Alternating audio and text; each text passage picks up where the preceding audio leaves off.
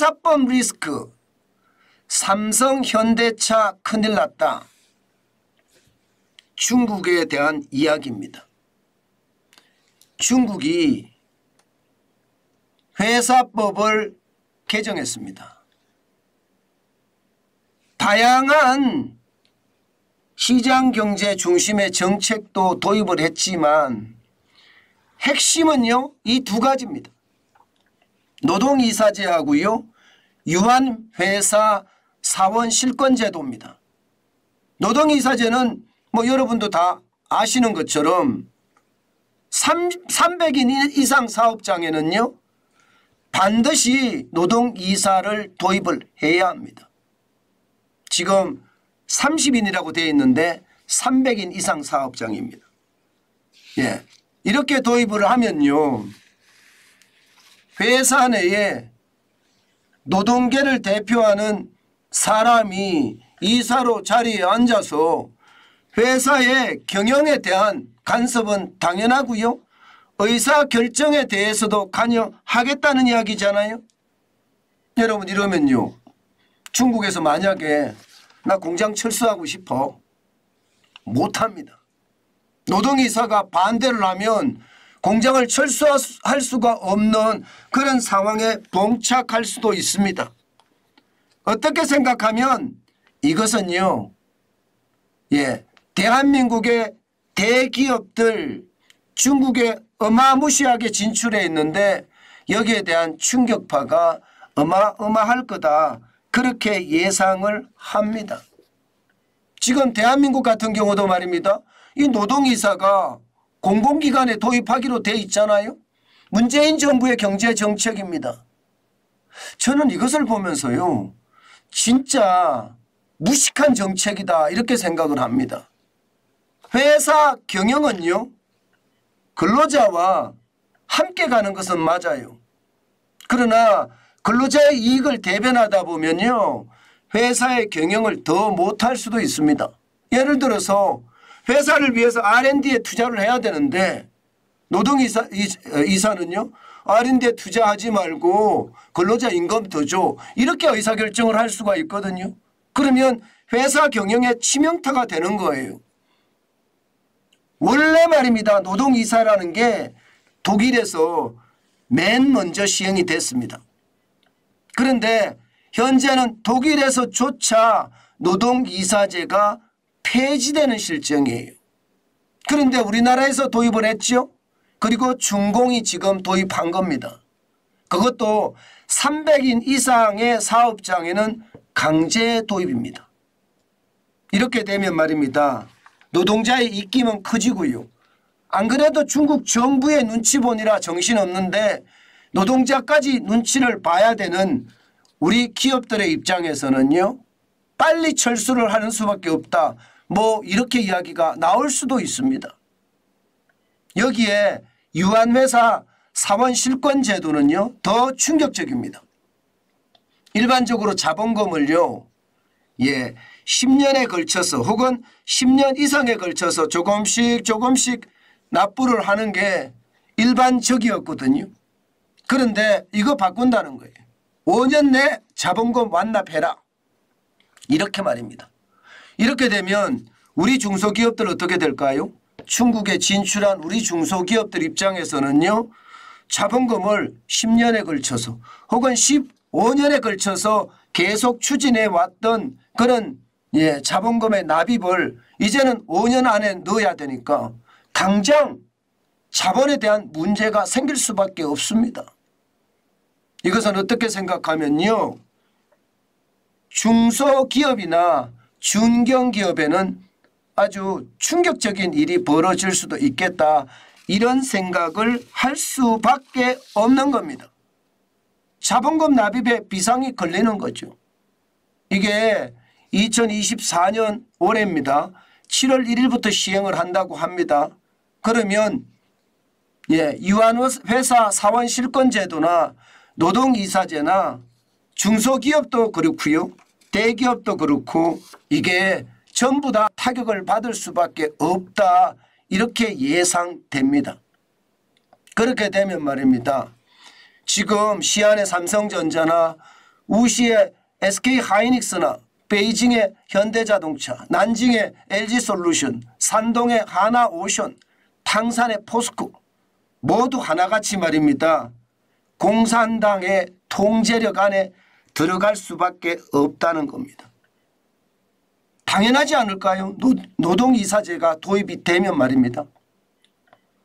게다가 자본금 납입까지 이게 10년 안에 지금까지 해왔던 것을 5년 안에 하라면 그만큼 말입니다.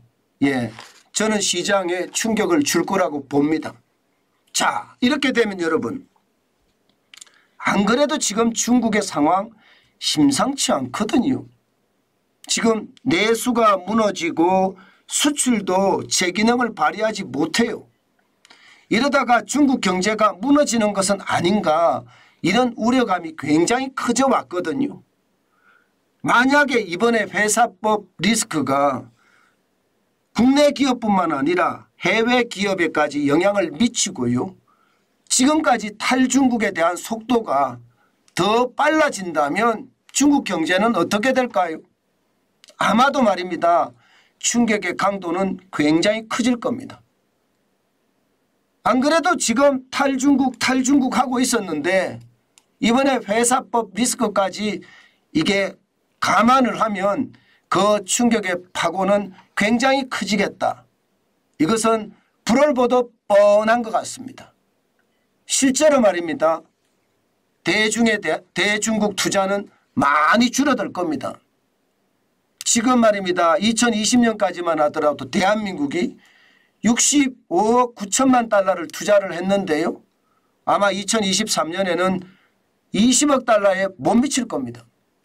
그러면 2024년 올해는 어떻게 될까요? 더 줄겠죠.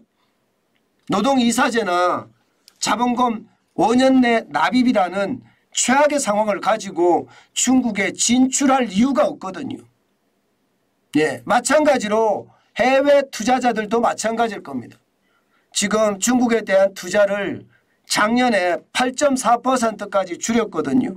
아마 더 줄일 가능성이 크다. 게다가 투자를 줄이는 게 8.4%지 시장이 이미 투자한 그 금액들이 탈출하는 것은 또 별개의 문제입니다. 2022년만 하더라도 1891억 달러의 중국 투자를 했지만요. 2023년에는요. 9월까지를 봤을 때 1262억 1천만 달러 8.4%가 떨어진 수치입니다. 지금 2010년부터 시작을 해서 중국 내 외국인 투자에 대한 추이를 그래프로 나타내놨는데요. 8.4%까지 떨어진 적은 단 한 번도 없습니다. 그만큼 말입니다. 중국에 대한 리스크는 커지고 중국에 대한 투자를 모두 다 꺼린다는 뜻입니다. 자, 이렇게 되면 대한민국의 수출 굉장히 영향을 많이 미칠 겁니다. 여러분, 대한민국에 대한 수출이 영향을 많이 미칠 수밖에 없는 게 대중관계가 소원해서가 아닙니다. 제가 거듭해서 말씀드리지만 미중 충돌 때문에 이게 시작이 됐고요. 러시아 우크라이나 전쟁이 일어나면서 신냉전 질서가 만들어지면서 더 벌어지기 시작을 했습니다. 그러면서 시진핑 중국 국가주석의 정책, 공동부유라는 정책이나 반간첩법이라는 정책이나 지금 회사법 개정안이라는 정책, 이런 정책들이 말입니다. 결국은요, 우리가 투자하지 못하게끔 만들고 있다는 뜻입니다. 외국인들도 그만큼 투자를 안 하잖아요. 그 바람에 중국과의 교역이 계속 이게 차이가 나기 시작하는 겁니다. 이것을 우리가 반드시 잘 알고 있어야 됩니다. 무조건 비난할 것이 아니라 대중경제관계만 문제가 되는 것이 아니고요. 새로운 국제 질서에 우리가 적응해 가는 거다, 그렇게 생각을 해야 됩니다. 그렇지만 중국의 정책들 때문에 중국의 내수가 무너지고, 내수가 무너지는 이유는 외국인들이 탈출하기 때문이거든요. 여기에서 우리가 어떻게 선방할 것이냐, 이것은 실사구시적으로 생각해야 됩니다. 뭐 이념을 떠나서요, 우리가 이득이 된다면 당연히 중국 시장을 놓쳐서는 안 되겠죠. 그렇지만 중국의 어떤 폭압적인 규제 때문에 우리가 쫓겨날 수밖에 없는 것이라면요. 저는 중국은 뒤도 돌아보지 말고 떠나야 된다는 게 제 생각입니다. 그만큼 말입니다. 상황은 꼬여가고 있고요. 이 꼬여간 시장에서 우리는 수출에 발군의 능력을 발휘를 해야 합니다. 중국을 빼놓고라도 우리는 세계에서 수출 대국에 들어갈 수 있고 경제 강국에 자리매김할 수 있도록 뛰어다녀야 되는 것, 어쩌면 당연하다. 저는 그렇게 생각합니다. 이미 말입니다. 이미 그런 조짐이 보여요. 대중 수출보다가 대미 수출이 더 많아졌습니다. 12월 한 달뿐이지만 앞으로도요. 저는 수출의 다각화를 통해서요. 중국의 폭압적인 규제에서 벗어나고요. 또 우리만의 수출 전선을 개발할 수 있는 그런 다양한 정책을 펴야 된다. 저는 그렇게 생각합니다. 지금처럼 윤석열 정부가 전 세계 외교적인 노력을 다하는 것, 저는 굉장히 중요한 요소라고 봅니다. 중국만 믿고 있다가는요. 이제는 발등에 불이 떨어지는 것이 아니고요. 발등에 불이 떨어져서 발이 타버립니다. 때문에 중국에 대한 어떤 견제 그리고 중국에 대한 경계감은 반드시 가져야 되겠다.